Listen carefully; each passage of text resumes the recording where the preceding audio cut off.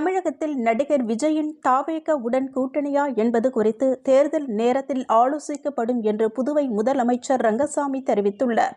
வேலூரில் இருந்து வந்த ஏராளமானோர் என்ஆர் காங்கிரஸ் கட்சியில் இணையும் நிகழ்ச்சி புதுச்சேரி தட்டாஞ்சாவடியில் உள்ள அப்பா பைத்தியசாமி கோவில் வளாகத்தில் சனிக்கிழமை மாலை நடைபெற்றது. அப்போது முதலமைச்சர் ரங்கசாமி கூறியதாவது: புதுவையில் என்ஆர் காங்கிரஸ் கட்சியை தொடங்கிய போது அதை தமிழகத்திலும் தொடங்க வேண்டும் என்ற எண்ணம் இருந்ததாகவும், பின்னர் புதுச்சேரியில் என்ஆர் காங்கிரஸ் போட்டியிட்டு ஆட்சி அமைத்தது. அகில இந்திய என்ஆர் காங்கிரஸ் சார்பில் 2026 சட்டப்பேரவை தேர்தலில் தமிழகத்திலும் போட்டியிடலாம் என முடிவு செய்து கட்சியின் ஆண்டு விழாவில் அறிவித்ததாகவும் தெரிவித்துள்ளார். அதன்படி வேலூரில் இருந்து ஏராளமானோர் என்ஆர் காங்கிரஸில் இணைந்துள்ளனர்.